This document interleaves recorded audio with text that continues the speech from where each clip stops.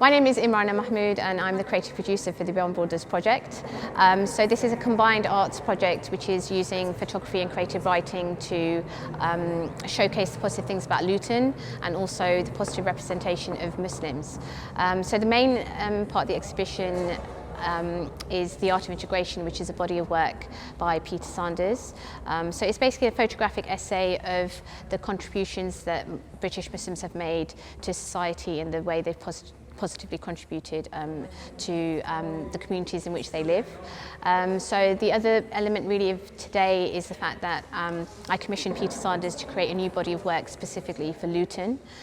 So according to the same themes really, so the positive representation of British Muslims, and so that's really exciting actually, because Luton gets really bad press and it's been in the media for all the wrong reasons, and I think it was time to bring Luton into the limelight to really show all the fantastic things that are going on at the moment in terms of communities coming together, and yeah, and it's just been really beautiful actually. So the whole journey has been that I've met people who are doing amazing work, and it was really important to me to be able to show basically everybody who might have narrow perceptions of Luton that no, actually this is a fantastic place to live, and I'm hoping that the audience that comes today, they'll be able to see lots of different art performances as well. So other than the actual photographic exhibition, we've got Poetic Pilgrimage, so they're a hip-hop duo, and they're completely, you know, kind of smashing stereotypes at the moment and really challenging the status quo. So they'll be doing some spoken word poetry and hopefully some hip hop as well. We have Khayaal Theatre, who are a Luton-based theatre company. They'll also be doing a story session, and yeah, so there's just lots happening. I've also commissioned Luton-based filmmaker Lydia Howe to so basically produce a film, which is a big part of the project. So we've interviewed different people in Luton, again to just showcase all the fantastic things that are happening here. So those are the main really elements of the event today.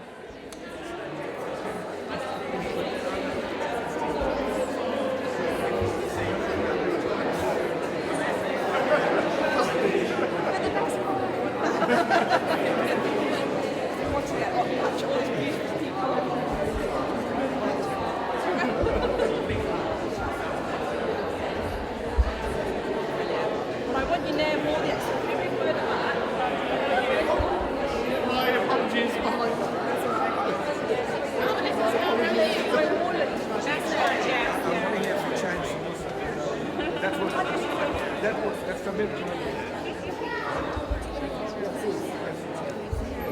Thank you.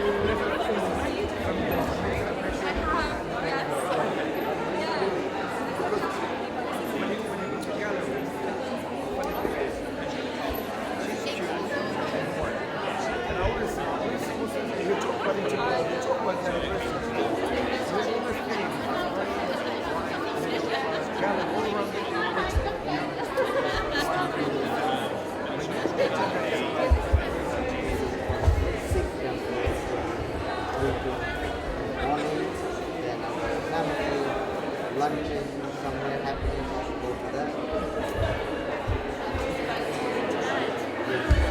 Even Easter is very big. Easter is in a plan. Only Monday was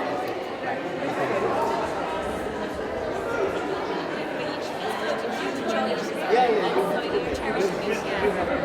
the way you want. That is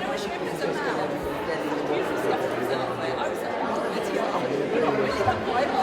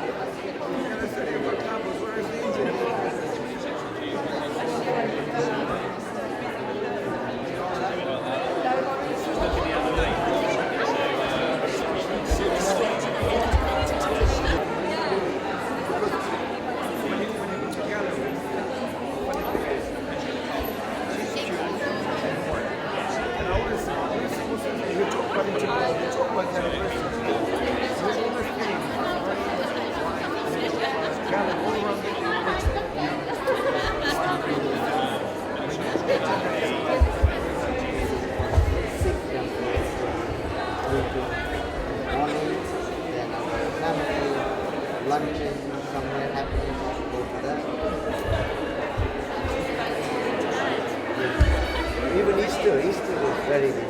Easter is in a fly. Only Monday was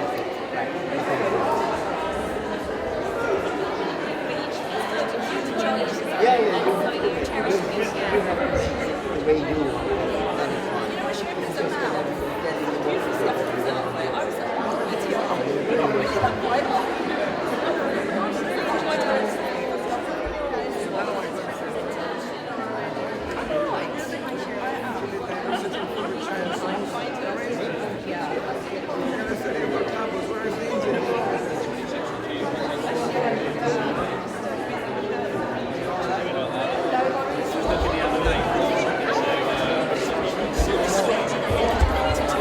There's a lot going on in Luton, really. Even I was surprised. There's people doing really amazing things. And you'll see the 7 photos that we came up with. But, you know, if there was longer time and more funding, you could do a really big project about Luton. And the thing about Lutonians is they're very modest. That's why you never hear about all the stuff that's going on. But it should be celebrated, and that's, you know. So anyway, enjoy the evening. Thank you for coming. Good evening, ladies and gentlemen, and assalamu alaikum. I was really touched and quite honored.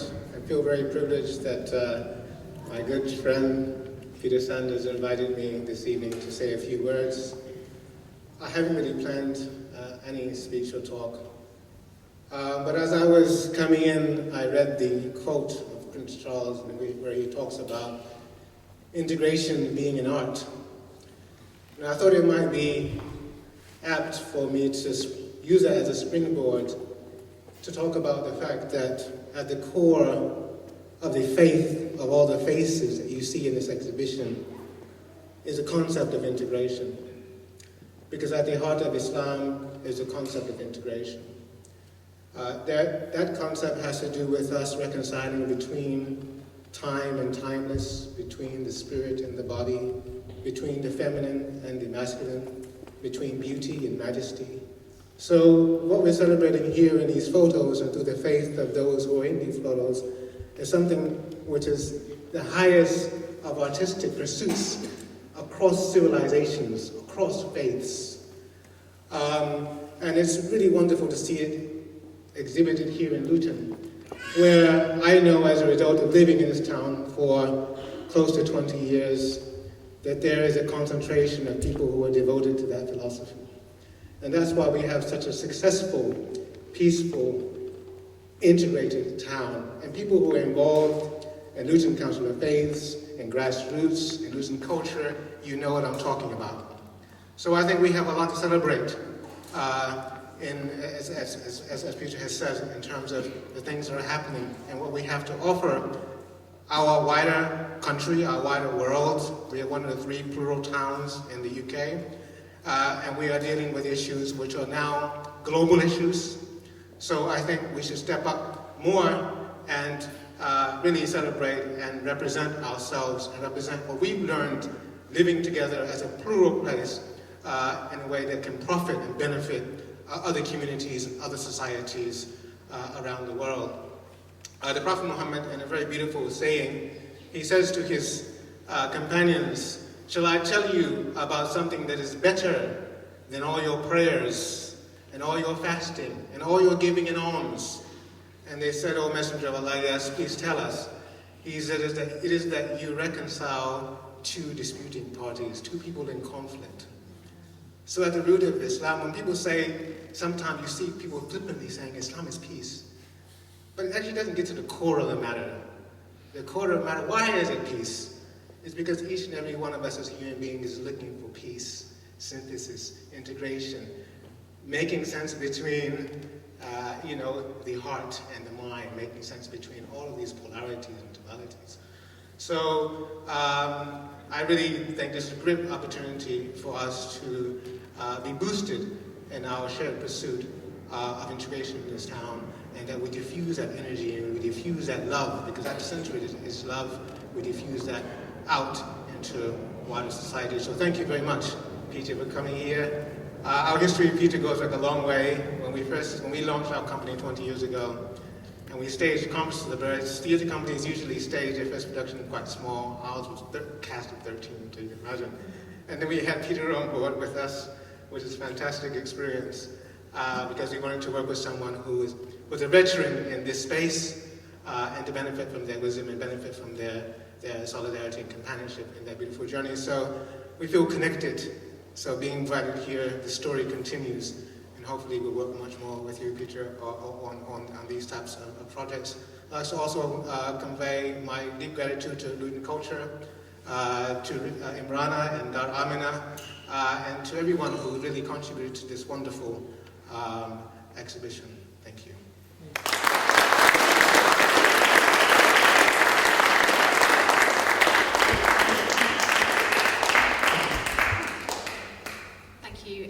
That was absolutely beautiful, actually.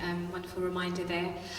We're going to actually move on to, I guess, our first element of the event today, which is a film that I've produced with Luton-based filmmaker Lydia Howe. I can't see Lydia. Oh, she's coming. So I'll just give a very, very short introduction. So it's called Beyond Borders, obviously. So I don't know how I guess it's kind of really part and parcel of the message we're trying to give, which is the amazing things that Lutonians are doing and to showcase Luton in a positive light. So hopefully it's just a short documentary. So we went into people's spaces, we interviewed some amazing people who are with us today, and so yeah, we'll enjoy.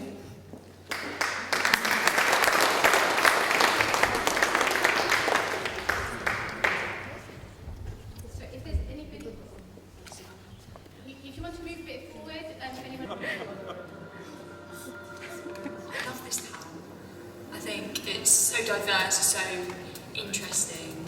Part of what I love about Luton is that it's not polished, it's messy, but it's real. And I think relationships are like that, and relationships between different groups can be like that. I think in the fight for peace, we've got to teach our young people how to learn from people that are different from them. Hatred's a learned behaviour, so maybe love is too. I came to Luton from London, so I had a kind of very narrow vision of Luton, and I can imagine that other members of society have a very narrow vision of Luton as being somewhere that's possibly a little bit drab, not much to offer, whereas it's completely opposite in reality. My experiences of Luton have just been so diverse and so exciting doing art with the community. I've just kind of got to know the space in a different way. I would like Luton to be more positively represented in the media, so that when they tell stories about Luton, it's not with an agenda, but it's about the people and the wholesome connections that are actually being made on a day-to-day basis. A friend of mine sent me an article that had rated Luton to be the worst place to live in the UK, which really, really took me by surprise. I was quite upset, if I'm honest, because being born in Luton, growing up in Luton, being a fellow Lutonian, I didn't agree with that at all. It's a place full of happiness, full of great people that really want the best for their community, and I think that's the best way I would like it to be represented. I want Luton to be represented as a celebration of culture, because that's exactly what Luton is, and I think there's a huge opportunity to show how diverse Luton is and how diverse the culture is, and how many different people live here and who work here, and who actually really love Luton as well. People just coming in from different parts of the UK and further to come and see us in this little shop in Luton, that means the world to us. So the fact that we can put our little blueprint on Luton like that is really cool.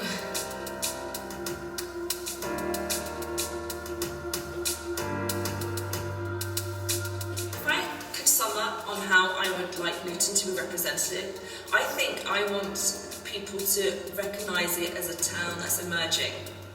We need better media representation. We need to invest in our young people. We need to also encourage the arts and develop the growth of arts in the town. There is potential for growth here as Luton being a cultural capital. We just need to market it and really highlight those awesome individuals who are doing great work. So love Luton. That's what it's all about.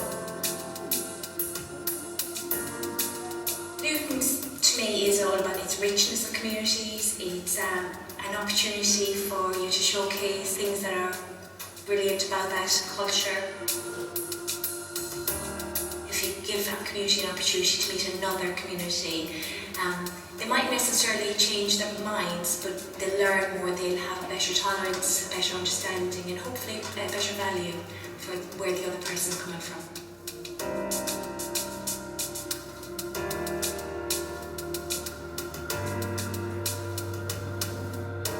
I was born in Luton, so I've been here 70 years. I love the people in Luton. I think it's a really good example of different people living together, working together, being creative.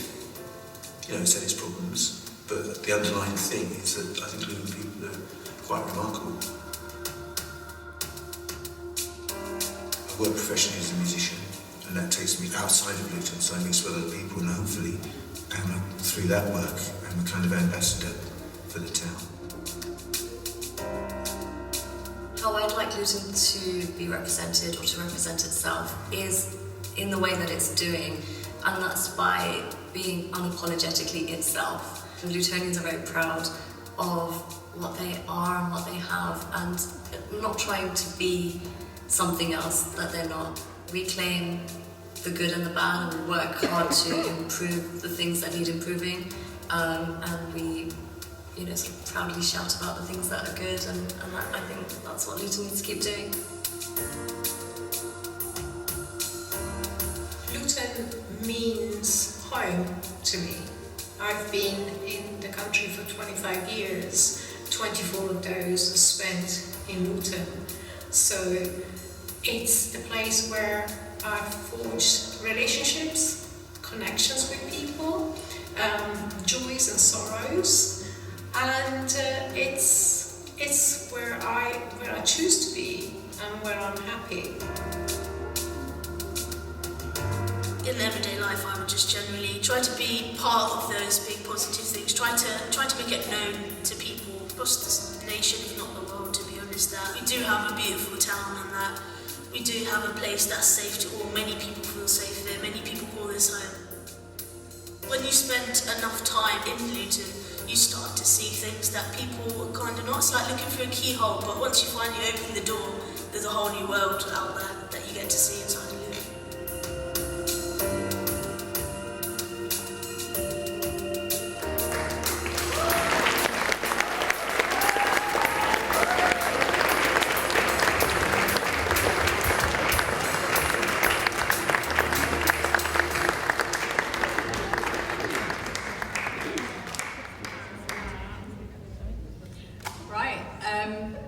Thank you, obviously, I guess, to Lydia for being absolutely amazing. I didn't realise actually how, I know she said to me earlier, no, you weren't being pedantic, but I was. And I hope you enjoyed that. I do hope that we'll get other opportunities to showcase the film, because that really does kind of sum up, what Luton's about. I'm going to invite Khayaal Theatre to do their bit in a moment. And what we'll do after that performance, we've actually got Poetic Pilgrimage with us as well, and we'll then have an opportunity to, for anyone who's just arriving, to have a look, obviously, the main exhibition, and also later on we'll have a chance to look at the commission works as well. So we'll just get ready. Okay. And I'm going to share with you tonight a story by the wonderful writer Jalaluddin Rumi, who I'm sure many of you are familiar with. And I just felt that this story was very appropriate to a beautiful photographic exhibition. Bismillahirrahmanirrahim. Far, far away, in a land of mist and mountains, there was a queen who lived in a beautiful palace. Every morning when the sun came up, the sunlight shone on the white marbled palace walls and the snow-capped mountain peaks, glowing golden in the morning light. and in the evening they blushed pink with the setting sun. At night, the lakes in the palace grounds shimmered with stars and moonlight. Now, the Queen enjoyed nothing more than throwing tea parties in her garden. She would invite people to come from distant lands so that they could make friends and learn more about the world. Sometimes the guests would take tea in the garden's pavilion. It was beautiful, made of white marble, and it had a crystal glass ceiling, so there was always plenty of light. One day, the Queen was seated in her pavilion, and she was looking at the two bare white walls. And the thought occurred to her, something's missing. A work of art, a mural, that's what we need, something for everyone to enjoy. And no sooner had she had this thought, she put down her teacup. And she went down to send her emissaries to travel across the world, going in search of the greatest artists they could find. So, her emissaries set out to distant lands. And they visited many art galleries, and they walked countless city streets, and they met many impoverished people living in drafty garrets. Eventually, they found two artists. One was Chinese and the other was Greek. They couldn't decide between the two. That decision would have to be Her Majesty's. So the Queen said, a competition, a contest. That's what we need. And it was decided that each artist would have 40 days to create a great work of art on either side of the pavilion. As they worked, a curtain would be drawn between them so that they wouldn't be able to see each other's work. Neither would anybody else, for that matter, until the 40 days were over. Anything that they wanted, anything that they required or desired would be given to them. They would want for nothing. So, the curtain was drawn and the artists began. The Chinese artists began to order paints in every colour. Prussian blue, purple lake, magenta, viridian, emerald green, crimson, gold and rose. Servants ran to and from the pavilion. He ordered an enormous canvas and cloths and palettes and brushes in every size. All day and night, the artists work, hardly stopping to eat or to sleep. Everyone was convinced that a masterpiece was in the making. Meanwhile, the Greek artist sat in thought. And thought. He just sat there, sighing on his stool, wondering what to do, just staring at the wall. He could hear the Chinese artist busy on the other side of the room. And then he started to pace up and down, still thinking and pondering and now worrying and fretting. What was he going to do? Time was passing. The clock was ticking. His days and nights were filled with fear and doubt and anxiety and jealousy. That Chinese artist! Dark thoughts clouded his heart and peace of mind. One night, he sat forlornly on his stool. When the moon came from behind a cloud, its light flooded through the crystal ceiling and it reflected on the wall. He watched until the sun rose and filled the room with golden light.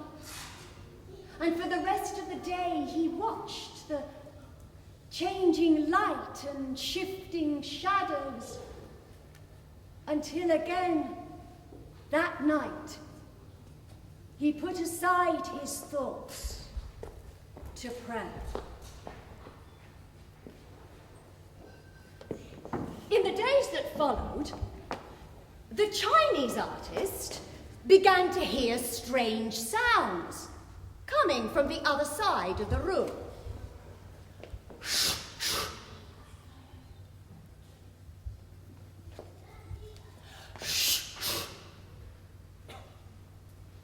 It started very low at first, a very rough, low sound.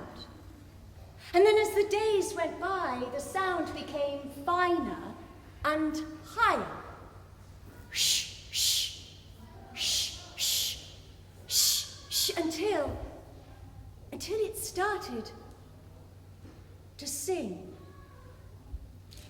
the song of a violin. Higher and higher it soared. With the song of a violin, it echoed across the mountains, and then silence. The 40 days were over. The Queen and her courtiers arrived at the pavilion. First, they would see the work of the Chinese artist. A curtain covering the painting was revealed. Oh, there were gasps of amazement and rapturous applause. It was beautiful.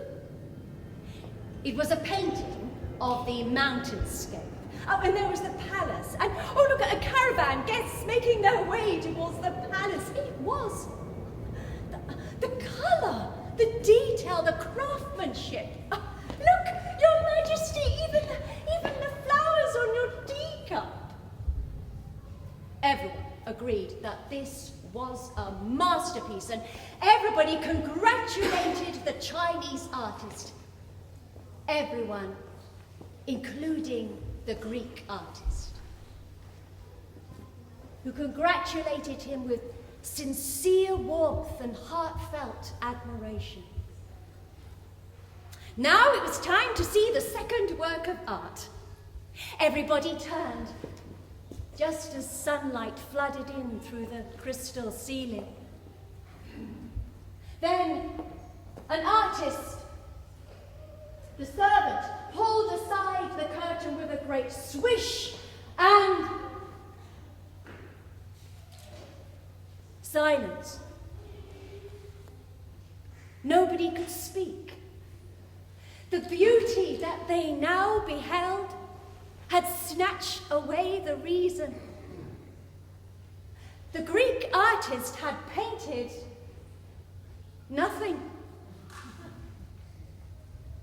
In fact, there was not a single mark.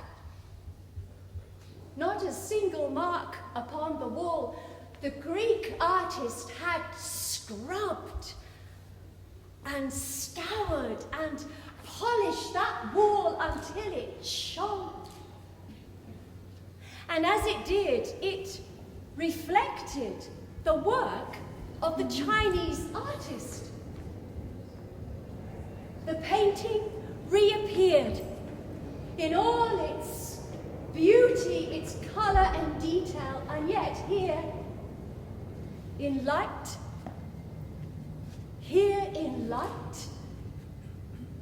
it was lovelier, far, far lovelier. Far away within you, there is a palace among the mountains, and in the garden of that palace a pavilion, and on the door to that pavilion it is written, "Those who polish the heart are free. Every moment, instantly, they behold beauty." Thank you very much.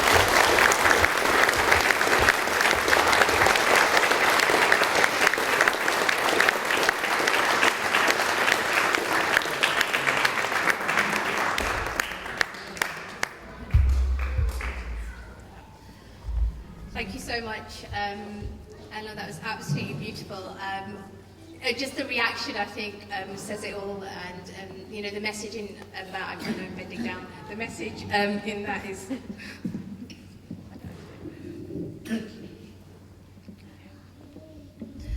yeah, the message in that story is absolutely amazing, and I think even the fact that we're standing here and we're just, you know, just seeing each other, and I mean, I just see beauty as well, so thank you so much. The next guest I'd like to call is Poetic Pilgrimage. So, Poetic Pilgrimage, basically, yes.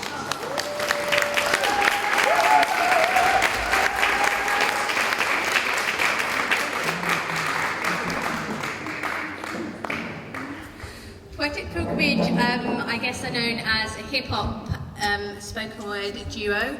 I actually only had the pleasure of meeting them last week, and I have been chasing them since, it's been about a year and a half on this project, and I'm so thankful that they've agreed and that they've waited so patiently. They ran an amazing spoken word masterclass recently at the same venue, and I'm really, really delighted that they're here today, and yes, I'm going to leave them with the space. So. Okay, hi, we're Poetic Pilgrimage. Assalamu alaikum, hello, shalom aleichem. So we are a spoken word and hip hop duo. We're also workshop facilitators, as Imrana said, and we were very, very blessed to be invited to be part of this project.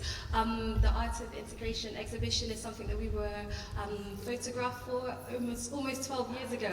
We were just looking at ourselves around the corner, like in a parallel universe, like, oh my God, you know, so amazing when you have someone so talented in our community who can like capture us. You know, it's not just like, you know, a picture, it's actually like history now, which is really, really powerful. So anytime anything to do with Peter Saunders is mentioned, we're like, of course we'll be here. So we're going to do a few poetry pieces, we're going to do a cappella kind of hip hop kind of piece, and I hope you enjoy it.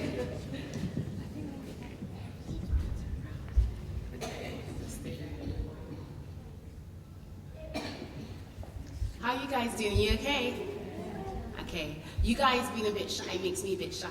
We're all shy. It's okay. It's okay. So today I would like to experiment a little bit and sort of go beyond the boundaries of my own inhibitions. So recently I started doing something which is like, I was having a bit of like a writer's block. So I started to do something which is like a free write. Do you guys know what free write is? So a free write is like when you just wake up in the morning and you write the first thing that comes to your head. So like normally it's a lot of crazy stuff. So I was like, okay, after doing that for a while, I realized it was a bit crazy. I was like, okay, I need to make it a bit more themed. So what I then decided to do is go into like noun generator and a verb generator on the internet.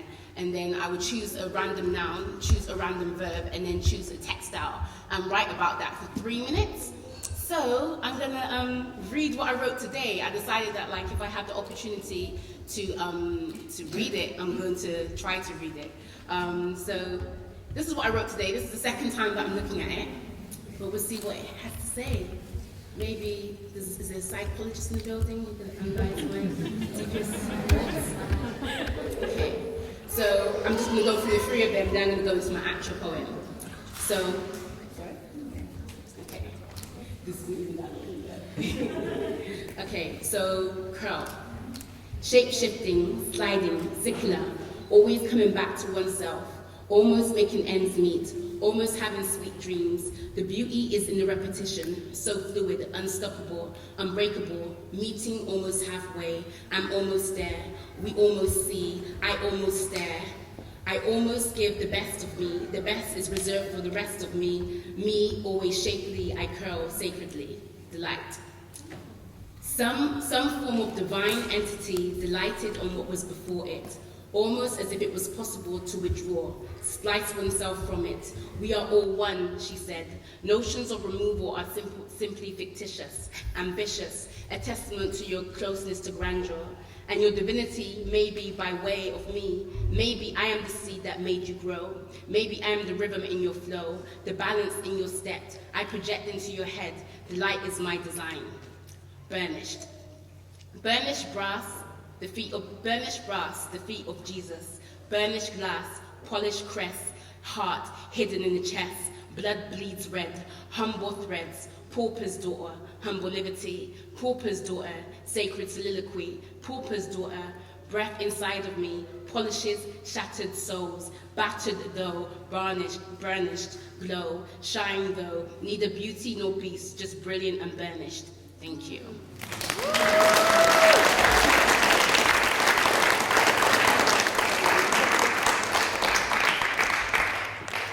And I've been having this whole sort of dialogue. I converted to Islam probably about 12 years ago now. So I've been having this whole dialogue with myself and with some of my friends. And I think generally as human beings, we're shown all of these images of how we're supposed to be, what we're supposed to look like. And I guess maybe because I'm not coming from, maybe just all Muslims go through this, or maybe Muslims go through this generally, regardless of whether you're born Muslim or not. But I often wonder, when I see images of what I'm supposed to look like, and I feel uncomfortable about my body, how do I get rid of that, Because I guess before I was a Muslim, I'll be like, okay, I don't like my legs, I'm going to flaunt it. Okay, I don't like my hair, I'm going to show it. And it's how do I deal with these sort of emotions of feeling ashamed about my body? How do I rid myself of it and be a Muslim and dress modestly? So this is what this came as a result of. I say the word naked, I hope that doesn't offend anyone. I don't say anything more than that. And we all are naked at some point in time. Okay. Bismillah. It has become necessary for me to dance in the mirror naked. It has become necessary for me to find worth in my stretched, marked skin, to find beauty in my off-white teeth, to reason with the part of me that has been subjected to tales of who the Pinterest pinnacle of society is. It has become necessary to wage war on everything that I thought before, to not hide behind notions of modesty when honestly, in my case, I just don't like my body. I used to detest my body, so it has become necessary. It has become necessary to confront my opinions of me and how my body should be. So now, as a cure from the insanity of it all, I dance in the mirror naked. I dance in the mirror naked. I spin, I pirouette, I tango, and I dance in the mirror naked. I don't have the luxury or the ludicrousy, the want or the ability, the exemption or the responsibility to be beheld as someone's beauty.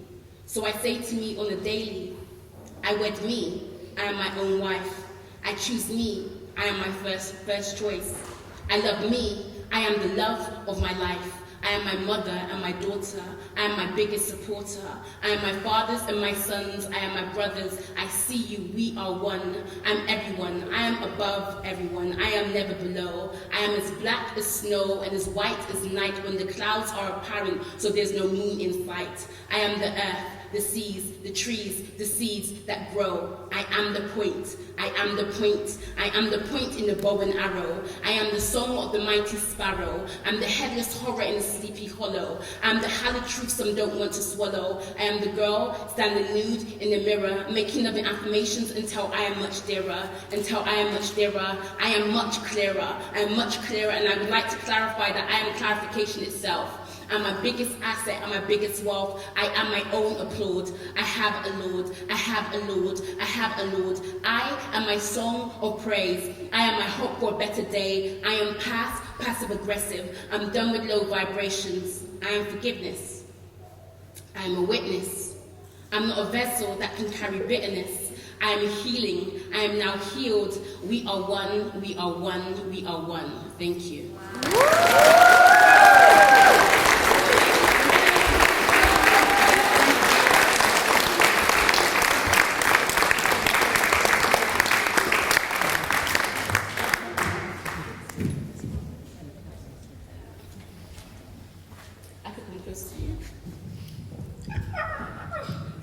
It's always exciting for me when I've never heard her poems before. So I'm like, whoa, oh my God, yeah, I feel you. Sorry, struggling. Okay.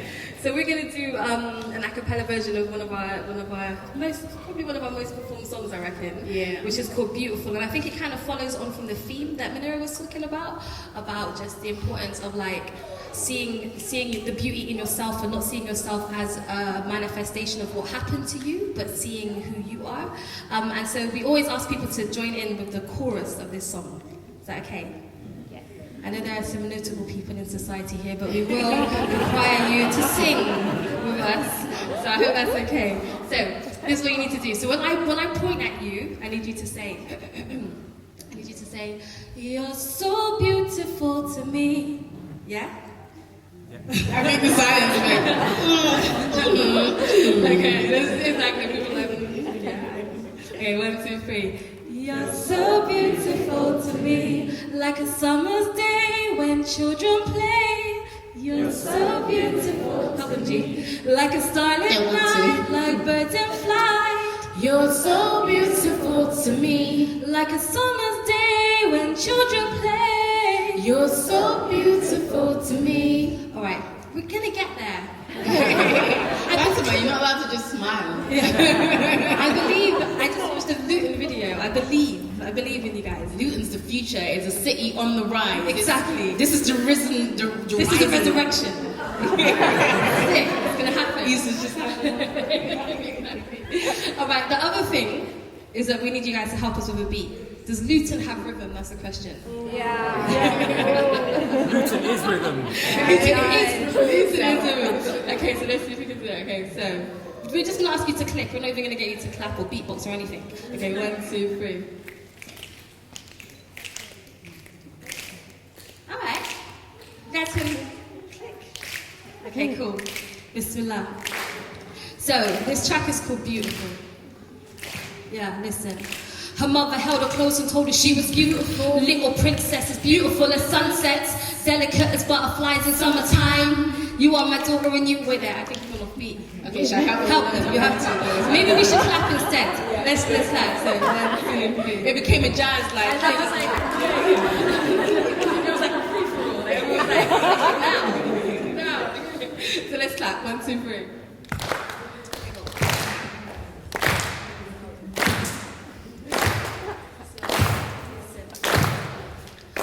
Her mother held her close and told her she was beautiful. Little princess as beautiful as sunsets, delicate as butterflies in summertime. You are my daughter and you have my eyes, but I pray you never have to live my life. And then she cried for all the time she lost her pride, always a bit on the side. The one once never liked a troubled child. She was hurt at the age of 5. Had no time to be a child, but a woman forced right. Never told she was loved, had a sexual appetite, it wasn't right. But used to hide the pain inside, always surrounded by guys who told her life to get between her thighs. She just wanted to be someone's wife, and after 4 attempts to take her life, she sought refuge in a cat pipe, and that night sold herself that high. One day her body didn't feel right, she realized she was with child, but for the first time she felt alive. First time she felt her spirit rise. She gave birth but wanted her to have a better life, and with tears in her eyes she said your beauty is beyond the stars. You're sacred and you know you are. She kissed her softly and her heart wept gently. Her soul felt empty. She called her baby Jamila cause it means beauty. I love you truly and you are my beauty. I love you truly and you are my beauty. You're so beautiful to me, like a summer's day when children play. You're so beautiful to me, like a starlit night, like birds in flight. You're so beautiful to me, like a summer's day when children play. You're so beautiful to me. You are, you are, you are. As the moon shone bright, enveloped by dark clouds to walk through the night, he withdraws from his manly pleasures. Escapism he claims, he only uses it to escape like pressures, feel less pain. He connects, needle into arm injects. It's only in these times I can breathe and introspect. He forgets his little girl sitting in the corner. How these empty scenes forever gonna haunt her form of torture. Least it should have been, but while he's doing the obscene, she dreams her evergreen. She forever dreams of escape from fiends. They're despicable habits. This girl, gold conscious, way beyond the average. A heart of gold and a heart of gold. Yeah, yeah. Take flight. You're beautiful. Take flight, flight. You're beautiful, beautiful day. So beautiful to me, like a summer's day. Can't hear it. Say it louder. You're so beautiful. That's better, yeah. Like a starlit night, like birds in flight. You're so beautiful to me.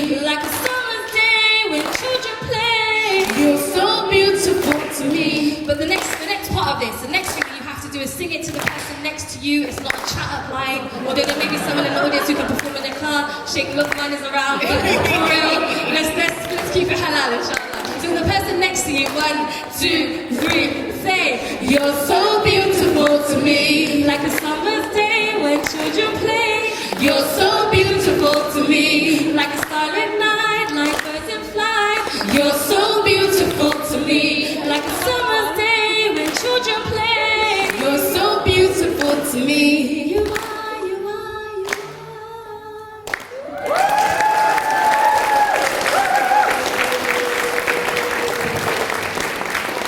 You two, you have rhythm.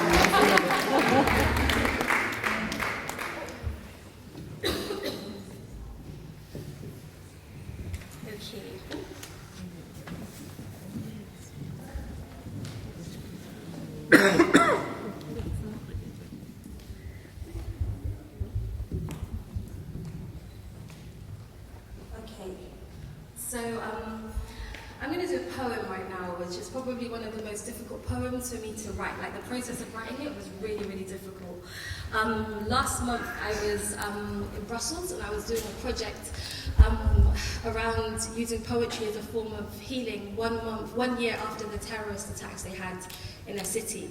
So I was living in the city for a month, going to different communities and doing different workshops, kind of getting people to use poetry as a form of dialogue, and also as a way to kind of heal from the trauma that any city will experience when there's an outside attack. And so this piece I kind of wrote, but it's not really just about Brussels, it's really about the impact that these attacks have on all of us whenever they happen. And it's kind of written to the people who commit the attacks, and it's really on behalf of on behalf of myself, really. Like, it's really like, why would you do that, you know? And I wanted to share it because I think sometimes whenever terrorist attacks happen, a polarity happens. It becomes us and them, you know, Muslims, like non-Muslims versus Muslims, or the East versus West, or whatever, like kind of stupid little dichotomies that people bring up, but they don't realize that actually it affects everybody. That what happened in Brussels, like very famously, a Muslim woman died. You know, she was actually, on that day, for some reason, she decided not to drive her children to school, but she took the train. And so she was on the train when the terrorist attacks happened, and so her children were left with no mother, you know. So it's not, there's no discrimination. Like, if a bomb goes off, it doesn't care, like, who's in the space. So it's really about that. But I'm going to read it, I'm not going to talk anymore. Bismillah.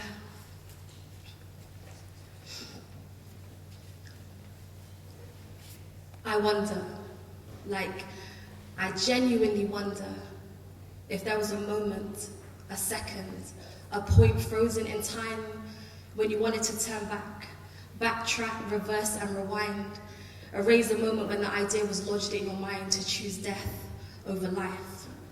Surely there must have been a point when your mother's face flashed before your eyes, her gentle smile and soft brown eyes and lips from which drifted prayers so sweet whilst the world lay asleep.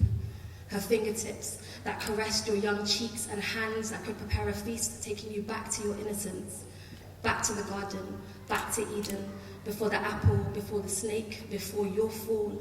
Did you think of her at all? Did you consider her fate? You must have considered her face. Colourless, shadows under empty eyes, sleepless nights and tear ducts that have run out of water. Did you think of how loud she would scream? Wishing it would drown out the song of sorrow she would now sing for all eternity. Agony, deeper than the pain of labour, for a mother who gave birth to a maker of terror. You knew she would blame herself, right? And that society would point the finger, not properly allowed to grieve for a son come murderer, no body to pray salat and janaza over, no body to bury, no headstone in cemetery, no place to take flowers once a year, no final abode states her son now rest here. You must have known when you left your home that morsels of flaming flesh is all that would be left, and your family name would become synonymous with darkness and death, dragged through the gutters of the city like a dirty word. You murdered your mother too. You know that, right? That her heart exploded in that airport too, that you took a part of her with you, as well as the souls of the innocent, blissfully unaware that the angel of death had entered the airport with you. Did you think about the curfew, the whole city on lockdown, about the police who would violate and soldiers who would penetrate your quartier, the media parade, the journalists that twist stories, stoking the fire of pain and rage? Did you think about the merchants of hate who would capitalize on the fear your actions would create? Did you think about the fear in the eyes of the women who dress like me? Those of us who choose modesty, we walk the thin line between being loathed and being pitied. Irregardless of how educated we may be, we don't realize we are oppressed, apparently. It would suit them better if we undressed, apparently, join in with the festivities of modernity that we are missing out on, apparently. Apparently, your actions gave them more ammunition to point their fingers and shake their heads, curse a way of life they barely comprehend. Did you think about the easy targets? About the women who would get their scarves ripped, about the groups of men that would shove and spit, and those who would raise their phones to film it? Did you think about the cowardice and the abuse? About the Islamophobic stories we don't hear on the news? Did you think about this? And I wonder if your soul had drifted to a day after that date, and there was a lineup, let's say, and you had to stand face to face with every victim whose life you erased and those whose lives were shattered because of the lies you erased, would your mind state have changed? If you saw the last text messages, the dinner's in the oven, I'll be home after 7, I love you, yellow face emoji, lips to the side blowing a kiss, the unfinished bucket list, the unused plane tickets, the empty seat at the dinner table, the tears of children that could fill a wishing well, no coin thrown in could bring their mother back. If you saw her half-eaten breakfast, would you regret this? Her lipstick stain on her last cup of coffee, her scent on her clothes but not on her body, the tears that drip without him even realizing it. And then he dreams of them being together again, and wakes up realizing she has gone all over again, experiencing her death all over again. The bitter reality and ache of emptiness, the depression, the suicidal thoughts, the nothingness. Phrases like time is the best healer that make him feel nauseous. If you saw this, would you pause for a minute? I met this one girl. Her spirit as soft as a young bird. Benevolent, gentle, present, she doesn't have to say a word. She was in the airport that day. Death kissed her on her neck but wasn't allowed to take her away, but still left a stain. You took so much away. But she carries no hate, just compassion for those who face death every day. Every now and again I see her eyes drifting away, and I wonder where she goes, what portal she walks through, and if there is healing there for the invisible scars that she gracefully wears, bandaged with sweet melancholy. Her life will never be the same. I wonder if you saw her face, would your mind have changed? We sweep up the ashes from your unholy war, wiping the tears from our eyes again, rinsing the blood from our mouths again. We have to pick up the pieces again, be expected to apologize for crimes we did not commit again, us and them again. Did you think about this? Was this your idea of mission accomplished? Thank you.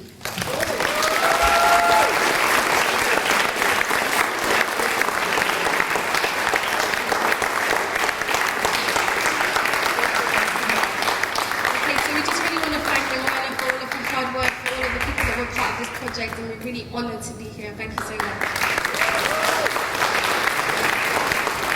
I'm so sorry to be like the capitalist, but we actually have CDs for sale if you'd like to buy them.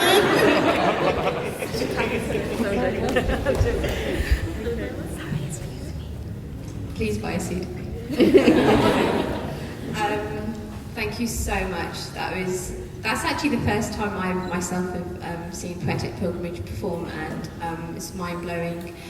The messages, I guess, that they're sharing is exactly the message we want to put across through this project, through the exhibition, through everything that you've seen today. Sakina mentioned about in that poem in terms of motherhood and being a mother. To be honest, if there's anything, or the reason for all of this is probably my children. They've disappeared, I know she is. Okay. So I have 2 girls, but it's kind of that intention as a mother when I saw what's kind of is going on around me, that I want my children to grow up in a space where not that the fact that they're accepted, but they can just be, they can be who they are, they can be proud of who they are. And I hope that this is something almost like a legacy for them, that they can see that right now we're in this space together, and this is how, you know, it might be idealistic, but that's how it really should be, that we can create more of these spaces going forward. And I also realised I forgot to mention High Sheriff of Bedfordshire's actually here, and thank you so much for coming.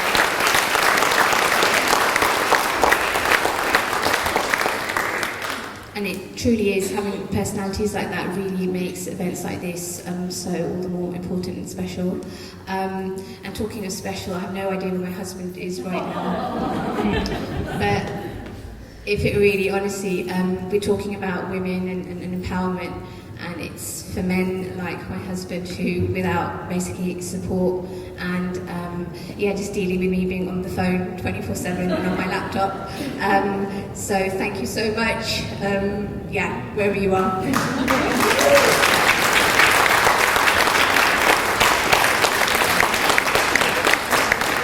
So that's kind of within with the main bit of the project or the event. What I would like to say now is, obviously you have time, we've got the event running until 8:30. You have time to, if you haven't already had a chance to see the amazing The Art of Integration exhibition, please obviously have a look. There are refreshments at the back, so obviously help yourselves. The main thing obviously that I'm going to plug is the amazing work that Peter's done in Luton. That work is actually on being displayed at Stockwood Park, the cafe, which is just over there. We'll have somebody at that end to just kind of show you where to go. But please, please, please, obviously, have a look at that work before you go in. Obviously, everyone's here. I'm not even going to start mentioning names because I know I'm going to miss somebody out, but all the people that are in those portraits and those pieces of art, and please realise that they are pieces of art. These are not just photographs for us to just look at and then forget about. Yeah, so it's about having these lasting impressions. So have a look and approach. Please approach them. I hope they don't mind me saying it, but approach them, talk to them about the work that they're doing, and see if actually you can collaborate. I mean, that's the most important thing. We will have time also for prayer, so there's a learning room, so anybody who needs to pray the Maghrib Salah, that will be from about 8:10, so you have that space. I don't know if I can see Hafiza, who I haven't even thanked, so Hafiza's been absolutely amazing for Luton culture as well, so really thank you.